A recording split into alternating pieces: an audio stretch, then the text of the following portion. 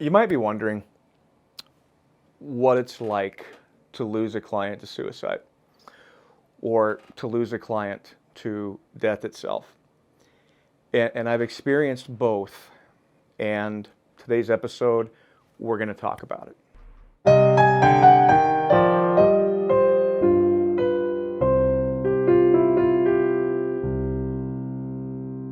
Welcome to the dark side of therapy. You know how this operates. If you're new, if you're green, if the field doesn't quite make sense to you yet, you're in the right place because we're going to give you pure honesty. We're going to give you the dark side, and you're going to walk away knowing something. So today I want to talk about something very, very, very personable that I never got trained in. I mean, a lot of things I talk about are things I never got trained in, but they're very dear to my heart. And two of these issues are when a client passes away, when you're actively working with them, and the other one is when a client commits suicide. And I had both of these things happen in a 2-year span. Now, I want to start with the client that passed away while I was working with him. He actually was referred to me by his doctor. And at that point, I think he was supposed to have 6 months to live. And I was younger at that point, more green now too. I'm thinking, what am I going to do? And I was very nervous about him coming in because in my young, naive mind, I'm thinking, well, this is going to be just about the disease.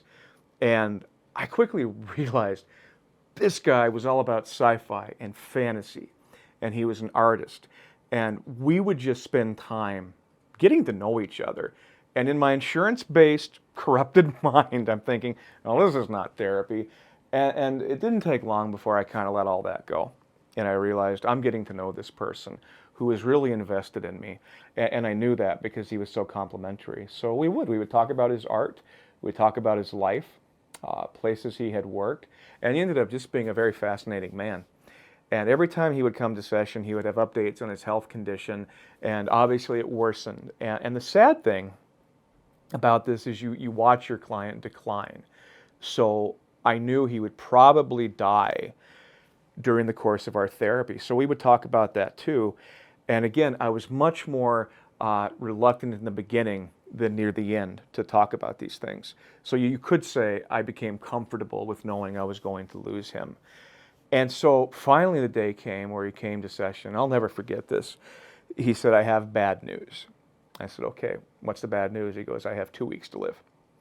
And you know that cold bucket of water feeling where it's boosh, and you just sit there. And I remember it was powerful, almost like my mom's death, which I talked about in a different episode. It's the same kind of feeling. And I said something that I will never forget. And as I look back, I think maybe it's the dumbest thing I've ever said to a client. I said, well, we need to work quick. And I've shared that in my group supervision too. It wasn't a dumb thing to say. It was reactionary. He thought it was pretty funny. And so I think in those moments, there's no right or wrong. And it turns out it didn't mean a whole lot because it didn't come up again. And we just had a great session. I want to say he lived probably about a month and a half longer than that.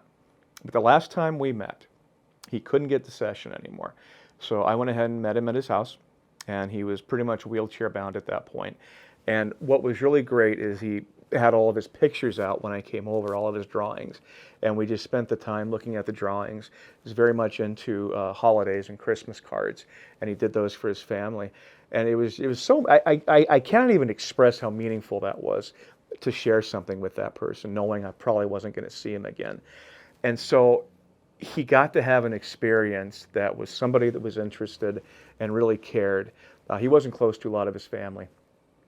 And I realized that therapy can be all kinds of different things, including living the memories with somebody. And after that session was over, I think it, again, was about 4 or 5 weeks later, I'd gotten the call that he'd passed away. And talk about a client that made an impact on your life. And so, folks, here's the thing. No one's going to tell you how to respond to a client that's actively dying when you're working with them, because no one knows, because it's different in every situation. There's no standard to this.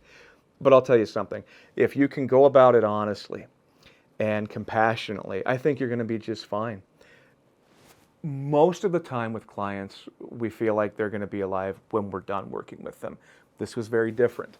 I knew he would be gone before the therapy was over. So a very valuable experience for me, one that I just absolutely treasure, and one that I can use as a teaching moment for my supervisees. You know, here's what it was like for me when I lost a client. Now, to get a bit darker, I did lose a client to suicide once they were no longer a client. And this was a client who was not voluntary and who had to work very hard to connect with me, did not want to be in therapy. And I remember he's a very eccentric person. I think somebody diagnosed him with bipolar, but at that point in time, it seemed like everybody was getting that diagnosis.